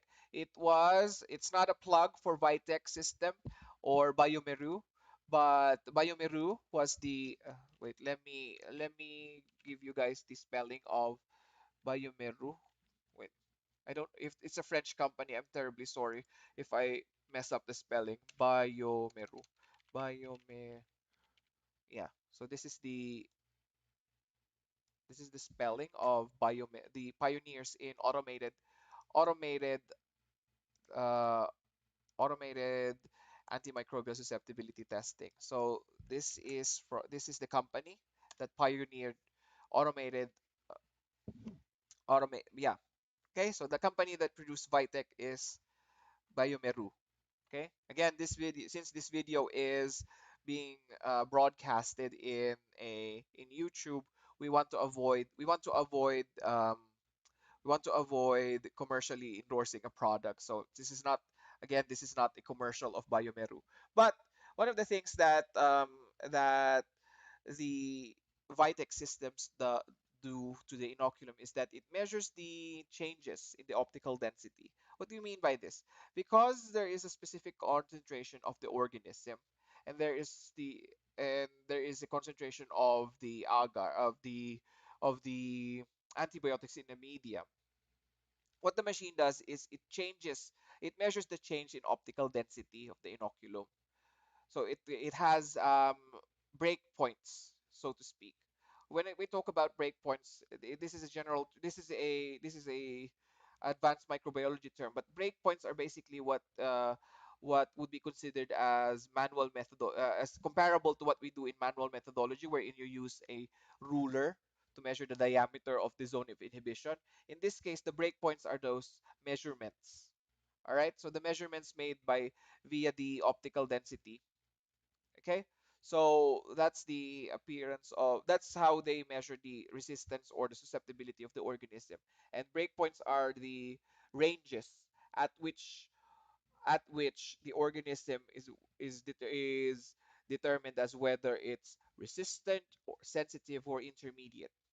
All right, so these are basically threshold limits if you want to sound posh.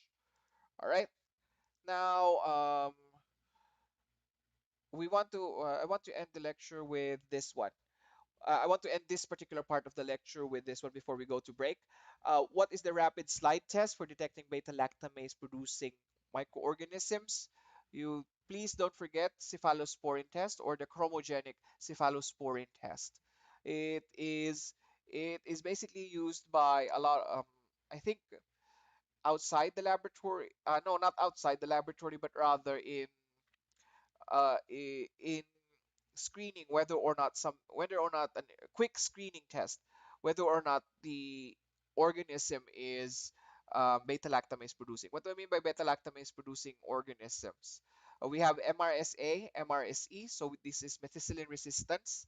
So please don't confuse the two terms. They are almost the same. Methicillin resistance is basically an organism that produces beta lactamase. Beta lactamase is an enzyme that is found on the surface of a beta lactamase producing organism, and this actually dissolves, or I don't it sort of disrupts the function of the antibiotic as it does its pharmacologic effect on the organism. So that's the action of a beta lactam. Now, the principle of the test is based on the based on the dissociation of cephalosporin and the substrate produced by this one. So beta lactamase is present on the surface of the cells of the bacteria. The cephalosporin is going to be dissociated by beta lactamase, and the end products is what the chromogenic dye will measure from type of uh, this type of test, and that is how we can determine whether or not a specific organism is beta lactamase producing. So it's a quick guide for physicians. So for example, the results will be released in 3 hours, but in 3 days. But on the first day we have growth on the primary culture. So we take a sample from that one, and then we just do a rapid slide test just to help out the physicians in their analysis of the sample, or in their treatment for the patients rather. So yeah, and that's the end of our lecture about antimicrobial susceptibility. I know there's a lot of terms to remember, and I know drugs aren't part of our practice, but because microbiology and pharmacology are somewhat connected, hip and bone, you guys have to remember some of the drugs, especially the 50S, because I remember it as if it was yesterday when it was asked in my ASCP question. All right, as an ASCP question rather. All right, so with that, we're gonna move on later on with infection control. But for now, I'm gonna give you guys a 30-minute break. Is that okay, everybody? Ay, active sila lahat kapag kami break. Okay lang. Okay lang.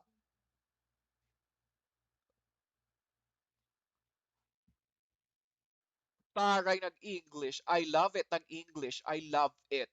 I love it so much. I love it when you guys answer in English. All right, because the questions are gonna be asked in English. So yeah. So 15-minute break. Magpaalam lang ako kay Sir Marco. Hi Sir Marco. 30-minute break ako. Is it okay? Ang arte. Is it okay, Sir Marco? So he's not here. So nagpaalam na lang ako sa inyo ha. 30 minutes. I will share the timer in the group chat, so nobody will be able to escape. Charing, charing lang. So clock. All right. 30 minutes will be fine, I hope, for you guys. And yeah,